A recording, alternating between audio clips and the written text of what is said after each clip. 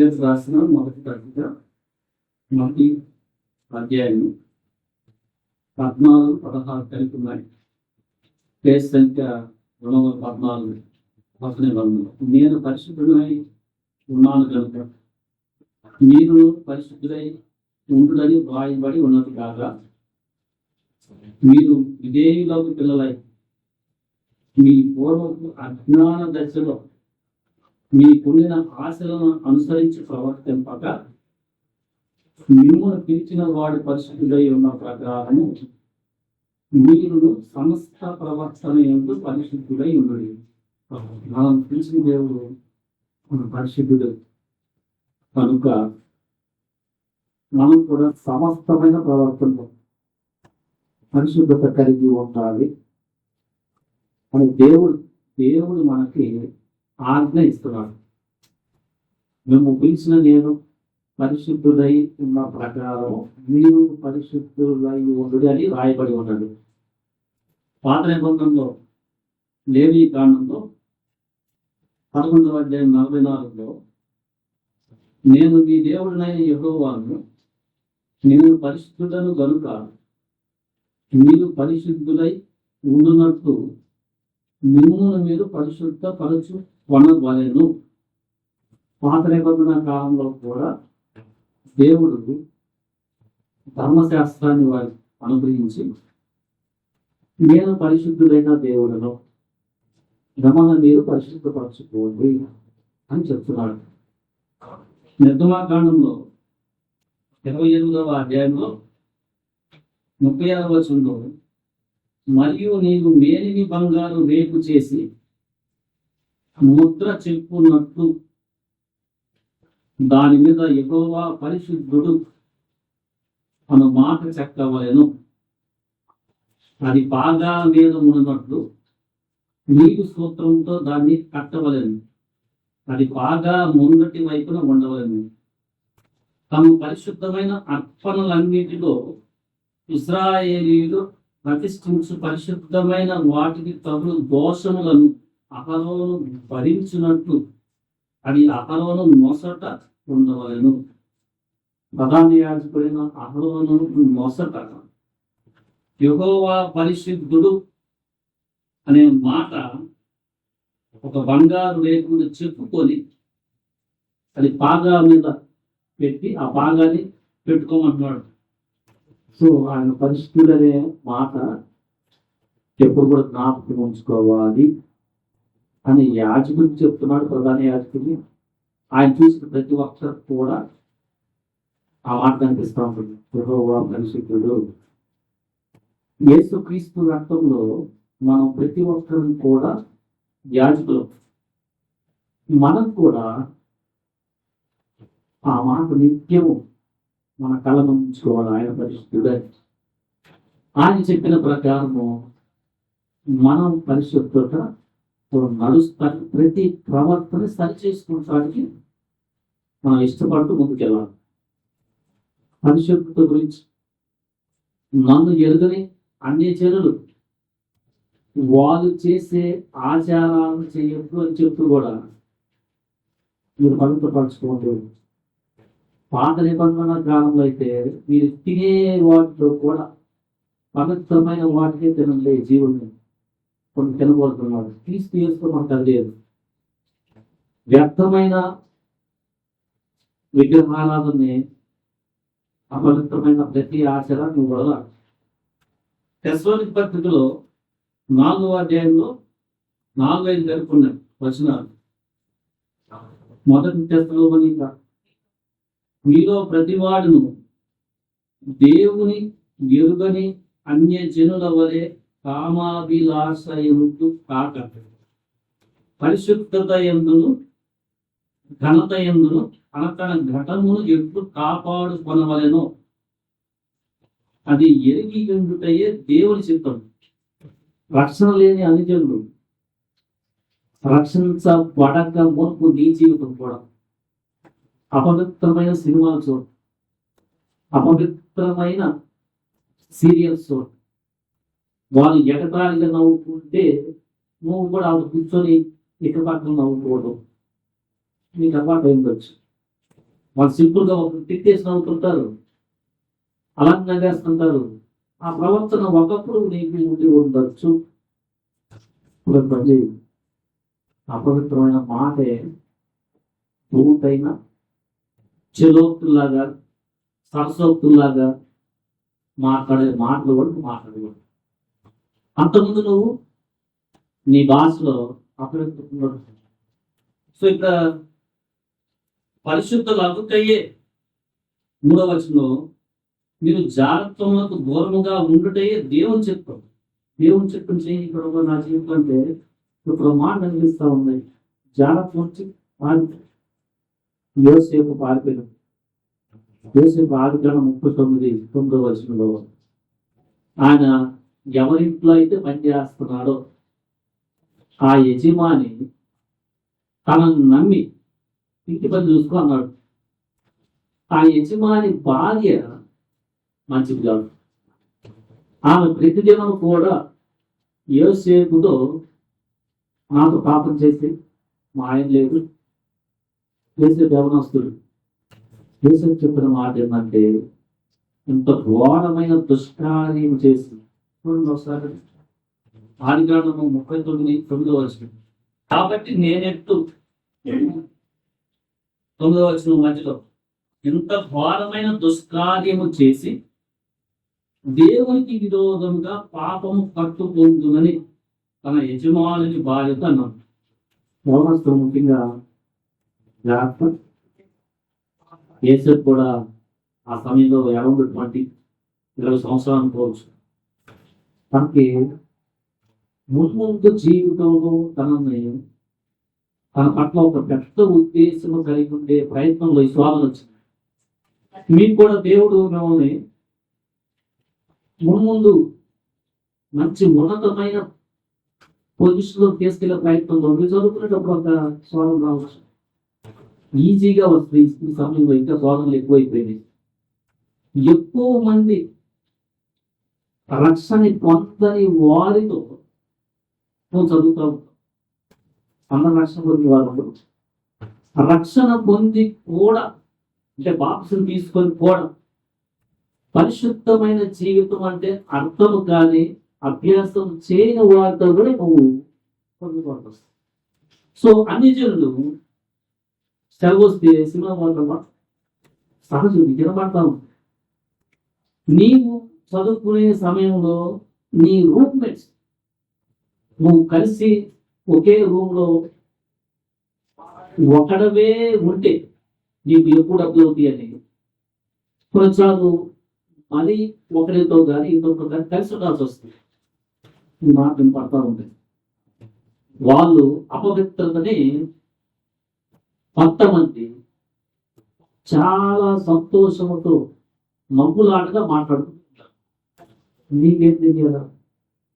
సాధ్యమైతే ఆ సమయంలో రూమ్ నుంచి బయటికి వాళ్ళతో మాట్లాడేది కూడా కాదు. కొన్నిసార్లు వాదించడం కుదరదు. నెమ్మది అయిన తర్వాత అదే సింగిల్ గా మాట్లాడుతూ ఉన్నాడు అప్పుడు నువ్వు అతను ఆపచ్చు. నాకు ఇష్టం ఉన్నప్పుడు మాట్లాడమంటే. సో అలాగా నువ్వు ఈ అపవిత్రత నీకు నీ హృదయంలోకి వచ్చేస్తుంది చెవుల ద్వారా లేకపోతే కంటి ద్వారా అనే సమయంలో చెప్పగా కొన్ని చోట్ల బాయ్స్ గర్ల్స్ కలిసి చదువుకుంటూ ఉంటారు. యవన కాలంలో ఉన్నావు. జాగ్రత్తలకు దూరముగా పారిపోవుటయే దేవుని చిత్తం. మిగతా వారు లైఫ్ ఎంజాయ్ చేయాలా కానీ అబ్బాయిలు అమ్మాయిలతో పాటలు తిరుగుతారు. ఇవన్నీ కూడా నువ్వు రేపు దేవుని చేతిలో ఘనంగా ఆశ్రయించబడాలంటే నీ జీవితంలో వచ్చే సవాలు కావచ్చు. నువ్వు ఎప్పటి నుంచే దేవుని ఆత్మతో నింపబడు వీటన్నిటిని కూడా ద్వేషించే మనసుని దేవుడు చేశాడు. ఈ పాపాన్ని ద్వేషించు. ఆ దేవుడు చెప్పాలి. ఇవి నాకు ఆశీర్వాదం కాదు. ఒక సమయం వస్తుంది చక్కగా పెళ్లి చేసి నీకు ఉద్యోగం వచ్చిన తర్వాత సాధ్యమైతే లేట్ చేయకుండా నెమ్మదిగా నీకు వివాహం దేవుడు ఏర్పరిచిందే మనకు తెలుసు. అది కాదు. కానీ నీవు పెళ్లి కాక మునుపు ఈ సోదరులతో అన్నిటితో కూడా యుద్ధం చేసే కాలం పడుతుంది అని గ్రహించు. అది బ్లెస్సింగ్. సో మనము పరిశుద్ధతని కాపాడుకోవడమే, జరగడానికి దూరంగా పారిపోవడమే దేవుడు మన పట్ల రక్షించకపోతే కలిగి మన పట్ల ఉన్న చిత్తం. ఎందుకంటే ఆయన పరిశుద్ధుడు కాబట్టి మనం కూడా పరిశుద్ధులు మొక్కుకెళ్ళాలి. వారు ఏది పడితే అది చూస్తూ ఉంటారు. అంటే కంటితో అపవిత్రతని లోపల వేసుకుంటూ ఉంటారు. నీకు వెంటనే తెలిసిపోవాలా. అక్కడ నవ్వులాటగా ఉంది ఏదన్నా చూస్తున్నారా టెస్ట్ కూడా చేయి. ఏంటని కూడా అడగదు. పరిస్థితులు అన్య జనులకి ప్రభువుని ఎదురు వాడికి కామని నీవు యవ్వన కాలంలో వచ్చే శరీర ఇచ్చిన కోరికల నుంచి జాగ్రత్త రక్షించబడిన తర్వాత యోగు తన జీవితంలో యోగు గ్రంథము 31వ అధ్యాయంలో ఆయన పెద్దయింది. ఆయన ఏం చెప్తున్నాడంటే 9వ వచనం, నేను హృదయమున పరస్త్రీని మోహించిన ఎడల, నా పొరుగు వారి ద్వారమును నేను పొంచి ఉన్న ఎడల. 11వ వచనం, అది దుష్కామ కార్యము, అది న్యాయాధిపతుల చేత శిక్ష నొందదగిన న్యాయము. మనం తీసుకున్నాం కదా. ఏంటైతే ఇంకా యవ్వనస్తులు పెళ్లి కాక మునుపు పెళ్ళైన తరువాత పరస్త్రీని మోహం చుట్టూ చూడవాలి. యేసుప్రభువు చెప్పారు, నేను చెప్పున్నదేమనగా, ఒకసారి మత్తయి సువార్త 5వ అధ్యాయంలో ప్రభు చెప్పిన మాట ఏంటంటే 27వ వచనం, వ్యభిచారము చేయవద్దని చెప్పబడిన మాట మీరు విన్నారు కదా.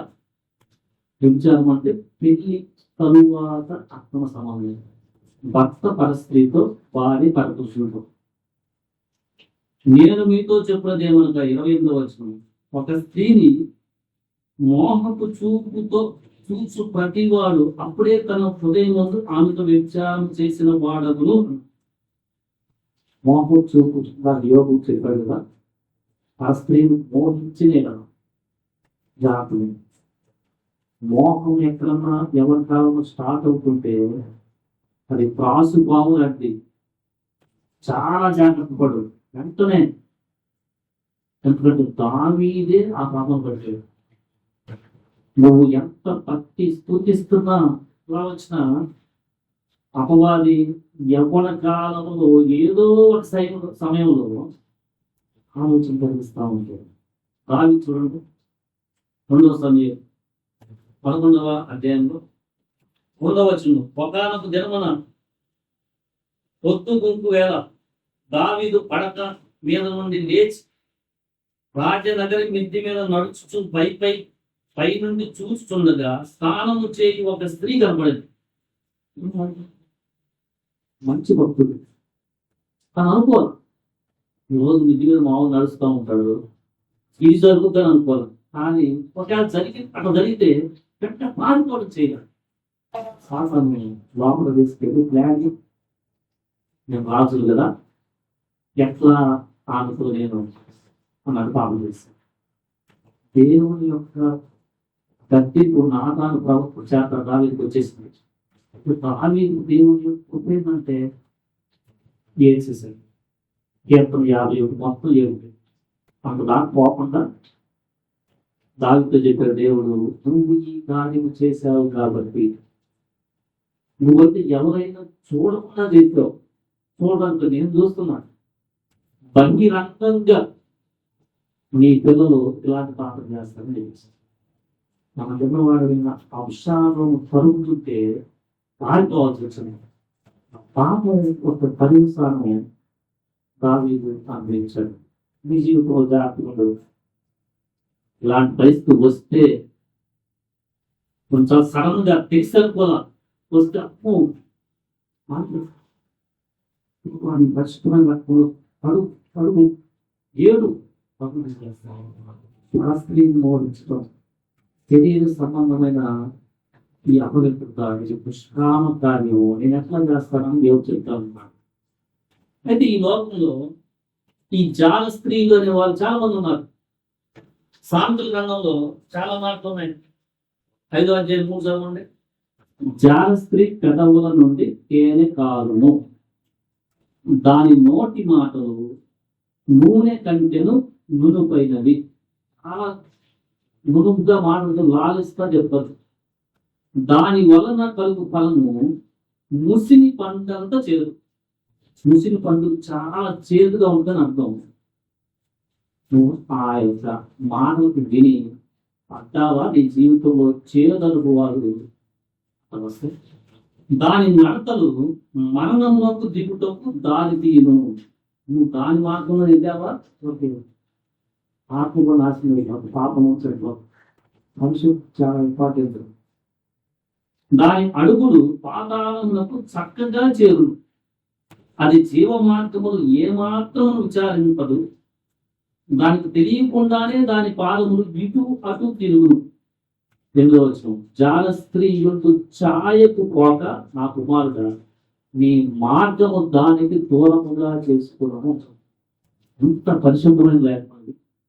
ఈ లేఖనం లేక లక్ష్యంలోకి రాకముందు ఎంతమంది యవనస్తులు పెళ్ళైన వారు కిరణాల్లో తిరుగుతుంది. ఈ పని నిమిత్తమే వాళ్ళు చూశాను. ఈ దేవుడు పరిశుద్ధుడు. జాల స్త్రీ ఈ విషయాలు ఎవరన్నా మాట్లాడుకుంటే ఆ మాట వినటానికి చిరిగిపోకూడదు. చెప్పే మాటలు చాలా స్మూత్గా ఉంటుంది. నూనె కంటే ఏది కాదు తీపిగా ఉంటుంది. చివరికి మరణాన్ని దిగిపోతాం, పాతాళాన్ని దిగిపోతాం. అనుకోని దాని దగ్గర కూడా బాగుంటుంది, ఛాయ్ కూడా బాగుంటుంది చెప్తున్నాను. ఎందుకంటే జీవ మార్గం ఎరుగుతుంది. మా కుమారుడు చాలా జాగ్రత్త. 7వ అధ్యాయంలో కూడా 25, 27 జాల స్త్రీ మార్గంలో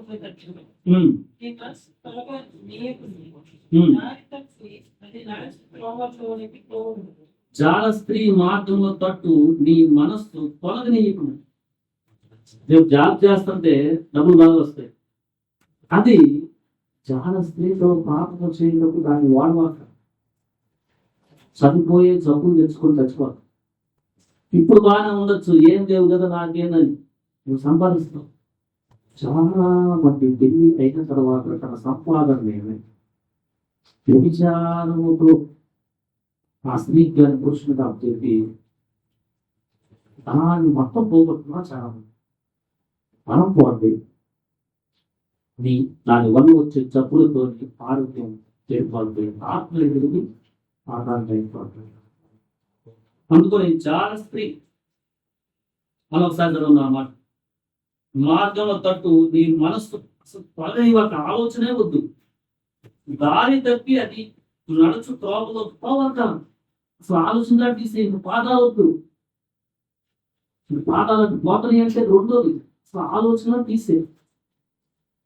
దారి తప్పి అది నడిచే త్రోవలోకి వెళ్ళవాక అది గాయపరిచి పడతోసిన వారు ఒకరు, అది చంపిన వారు లెక్కనేంతమంది. దాని ఇల్లు పాతాళమునకు పోవు మార్గము, ఆ మార్గము మరణశాలకు దిగిపోవు. సంసోను దేవుడు ప్రార్థన చేస్తే పుట్టిన బిడ్డ. సంసోను న్యాయాధిపతుల గ్రంథం చాలా బలవంతుడు. ఆ అమ్మాయి ఎంతో ప్రార్థన చేస్తే దేవదూత చెప్పాడు, ఈయన జుట్టులోనే బలం ఉందమ్మా, ఈయన జుట్టు ఎవరైతే కట్ చేస్తారో అప్పుడు బలం పోతుంది. చాలా బలవంతుడు. ఈయనకి ఎప్పుడు కూడా క్షవరం చేయించవద్దు అని చెప్పారు. మనాడు జవంకాలం వచ్చింది, జాగ్రత్త పడవాలి. తన పెళ్లికి పేరెంట్స్ను కూడా అడగకుండా తనే అమ్మాయిని తెచ్చేసుకోవడం, యవన కాలంలో వచ్చి చిన్న చిన్న ఉద్రేకాలతో మళ్ళీ ఆ సంబంధాన్ని పోగొట్టుకోవడం, చేసుకోకుండా వెళ్ళిపోవడం. ఇక గ్యాప్ వస్తుంది కదా, వేస్తారు పోయి ఇద్దరు చక్కగా నీకు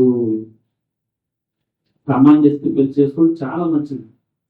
ఇప్పుడు మీ అమ్మను అడుగుతావు, నీ భావాలకు సరిపడి ఉందా, ఆమె కూడా రక్షణ పొందిందా, ఆమెకి నీ భావాలు ప్రభు పట్ల ఉన్న భావాలు దగ్గర మ్యాచ్ అవుతున్నాయా అని చూసి చేసుకుంటాం. సంవత్సరం అట్లా లేడు, నేను తెచ్చుకున్నాను చేయండి. ఇంకా ఆ పెళ్లి కూడా అక్కడ ఏర్పడిన పరిస్థితులను బట్టి తింటారు కదా. దాని తర్వాత ఏం చేస్తున్నాడు, జమకాలం ఉన్నాడు, జాగ్రత్త పడాలి, ఒక వేసి వాళ్ళు పడిపోయారు. మనం చూస్తే న్యాయాధిపతుల గ్రంథము 16వ అధ్యాయంలో 16వ వచనం చదవండి.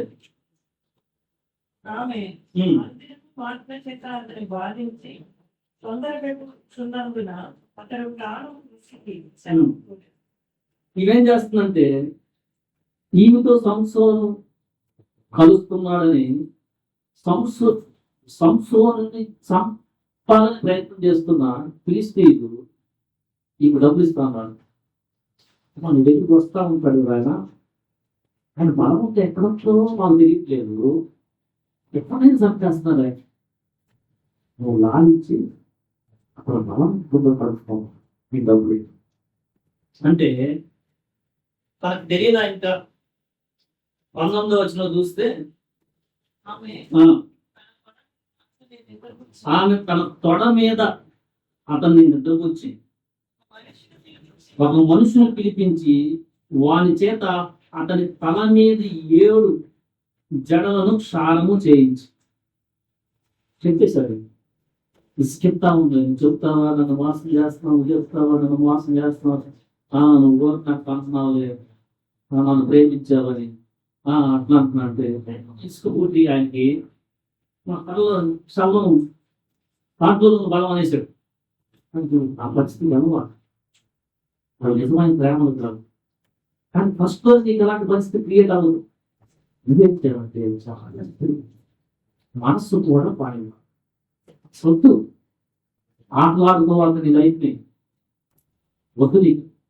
అవేం చేస్తున్నాను తన తొడ మీద నిద్రపుచ్చేసింది. ఈయన పరిస్థితి ఎలా ఉందంటే అంత బలవంతుడు అది నిద్రపోతున్నాడు. ఈయన పడిపోయాడు శరీరంలో పాపం. ఆ మనుషులు తీసుకున్నాడు, శ్రవణం ఉంటుంది చెప్పాడు. జడలు 7 ఉన్నాయి, 7 జడలు కట్ చేస్తే అన్నాడు. బలం మొత్తం పోయింది, తన మీద ఉన్న దేవుని ఆత్మ పోయింది. కేంద్రంగా ఉంది, చాలా తోమకు దూరంగా ఉన్నది దేవుని చిత్తం ఉంది. నేను పరిశుద్ధమైన ప్రకారం పొందుతున్నాం. పరిశుద్ధత అనే కోణాన్ని మనం ఒక కోణంలో ఇప్పుడు ఆలోచన చేసాం. జాగ్రత్త విచారణ యువతని ఏ పాపములైనా పరిశుద్ధపడుతుంది.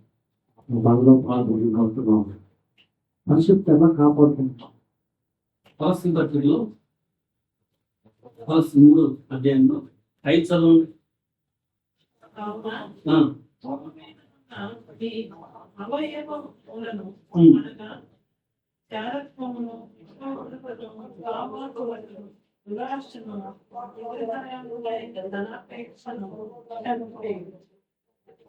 అపవిత్రతని చంపేయండి, జాగ్రత్తని చంపేయండి, కామాతృప్తని చంపేసేయండి. కింద 8 ఇప్పుడైతే మీరు కోపము, ఆగ్రహము, దుష్టత్వము, దూషణ మీ నోట అని వీటన్నిటిని వర్తించు. అబద్ధమాడకుడి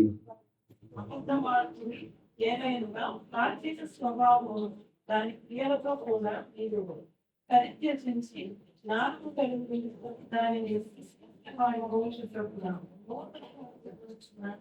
నవీన స్వభావాలు ధరించుతూ ఉన్నారు.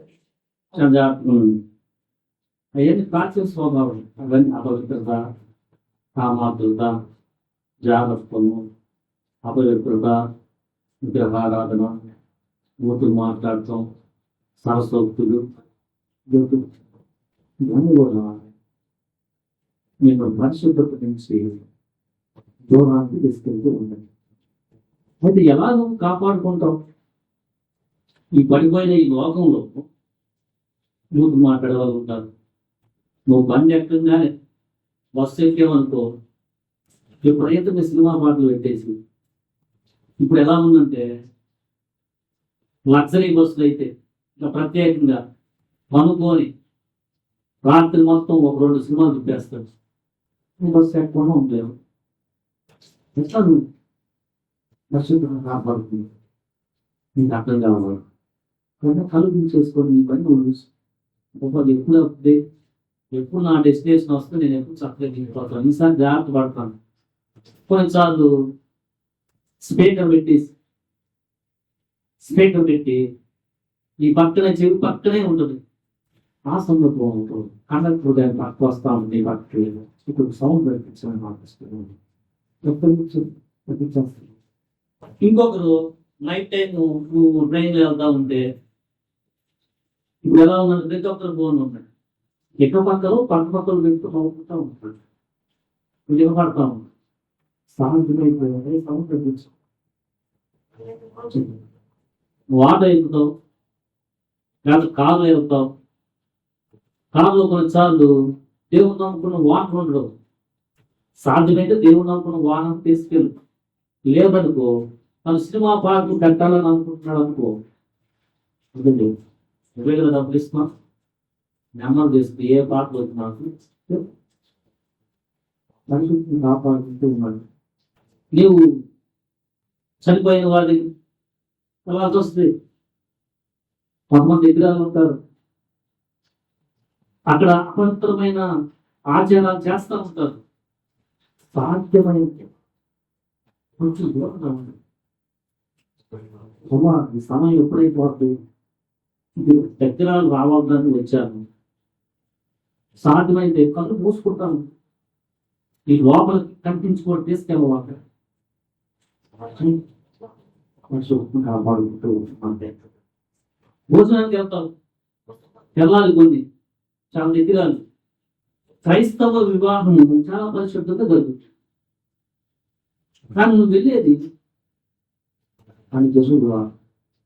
ఇప్పుడు ట్రెండ్ ఎలా ఉందంటే డ్యాన్స్ వేస్తూ ఉన్నారు. భోజనం తింటుంటే ఆ డ్యాన్స్ వేస్తున్నారు. నువ్వు పరిస్థితిని చూస్తా అపరిచితంగా ఎవరికి తెలియకుండా నెమ్మదిగా ఒకసారి తినేసి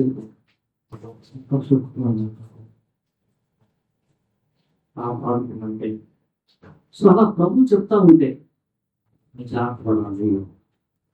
ఈ లోకములో చాలా ఇప్పుడు ఫోన్ ఓపెన్ చేస్తే జాగ్రత్త లేదా ఒక దాంట్లో నెమ్మది వెళ్ళిపోయి పాపం వెళ్ళిపోతుంది. నేను శరీరంలో చేయలేదులే, నేను ఫిజికల్గా చేయలేదు అనుకున్నావు. నీ దాంట్లో వెళ్ళిపోదు, బానిసపోయిపోదు. నేను ఏ వెబ్సైట్ చూస్తున్నాను అంత బట్టి చూడదగిందా, ఎంతసేపు చూడాలి తీసేయి. పరిశుద్ధమే కాపాడుకు మధ్య జాగ్రత్తగా ఉంది. ఫోన్లోనే ఇప్పుడు చాలా ధనాపేక్ష ఉంది. ఒక మెసేజ్ వస్తుంది డిస్కౌంట్ అని. ఒకటి ఇంకా దాంట్లో రాత్రి మొత్తం ఏంటి discount, free loan, just click మీ అకౌంట్లో పడిపోద్ది అనే చట్టం వస్తుంది. ధనాపేక్ష మీకు తెలియాలి. చాలా మంది తెలియక ఇంకోటి కొంచెం రాంగ్ అయ్యి డబ్బులు తీసేసుకోవడం, విపరీతమైన వడ్డీ పెట్టుకొని తీసి వాటిలో మునిగిపోవడం. రక్షణ పొందిన వారిని కూడా ఆఫర్ తీసుకున్న వాళ్ళు ఇంట్లో పడిపోతున్నారు. మనిషి వచ్చి చెప్పడం కాదు. ఇప్పుడు బ్యాక్గ్రౌండ్ ఇప్పుడు పిల్లలు విపరీతమైన అకౌంట్లు ఓపెన్ చేయడం, ఇన్స్టాగ్రామ్ లేకపోతే ఎక్స్ లేకపోతే ఇంకోటి ఓపెన్ చేయటం, ఆ ఫోటోలు షేర్ చేయటం, ఈ ఫోటోలు షేర్ చేయటం, నాకు ఫాలోవర్స్ 1000 మంది అని ఆడంబరాలు చెప్పుకోవడం. ఫ్రెండ్ సాధ్యమైతే అకౌంట్స్ క్రియేట్ చేయి. ఒకవేళ చేసినా నువ్వు ఏం చేస్తున్నావు, నీ ఆడంబరాల కోసం చేస్తున్నావా, గాస్పుల్ని ప్రజెంట్ చేస్తానికి దాన్ని వాడుతున్నావా? జాగ్రత్త. లేకపోతే నువ్వు నిదానంగా ఈ లోక ప్రభావం వెళ్ళిపోతుంది. ఆ దేవుడు చెప్తున్నాడు, నేను పరిశుద్ధుడు. యేసు ప్రభువారు మనల్ని పరిశుద్ధులుగా, నిర్దోషులుగా, నిరపరాధులుగా తన తండ్రి అయిన దేవుని ముందు, మన తండ్రి అయిన దేవుని ముందు మనం నిలబడటానికి రాబోతున్నాడు. కాబట్టి అపవిత్రమైన ప్రతి దాని కూడా చివరిగా ఒక మాట కొరింథీయులకు రాసిన అపవిత్ర నుంచి పారిపోవుడి, దేవుని ఆలయంలో విగ్రహములతో ఏమి పొందిగా 6వ అధ్యాయం 2వ కొరింథీయులకు 16-18 కలిపి ఉన్నది. అందుకు దేవుడు ఇలాగ సెలవిస్తున్నాడు, నేను వారిలో నివసించి సంచరించును, నేను వారి దేవుడినై ఉండును, వారు నా ప్రజలై ఉండును. కావున మీరు వారి మధ్య నుండి బయలు వెళ్ళడి, అన్ని జనుల నుంచి ప్రత్యేకంగా ఉంచుకోండి. ప్రత్యేకంగా ఇందాక మనం చూసాం, పరిశుభ్రత ప్రత్యేకపరచుకోవడం. అపవిత్రమైన దానిని ముట్టకుడి అని ప్రభువు చెబుతున్నాడు. మరియు నేను మిమ్మల్ని చేర్చుకొందును, మీకు తండ్రి ఎందును, మీరు నాకు కుమారులను కుమార్తెలు ఉందని సర్వశక్తి గల ప్రభువు చెబుతున్నాడు. ఇలాగా మనకు ఈ వాగ్దానములు ఉన్నవి కనుక దేవుని భయం చాలా ఇంపార్టెంట్. మనకి పరిశుద్ధత కాపాడుకుంటాను.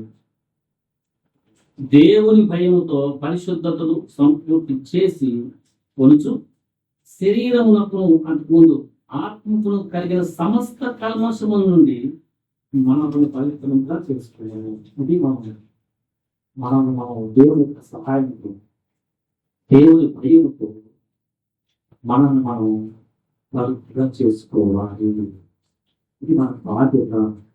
దేవుని మాటలు దీవించిన దాకా ఆమేన్.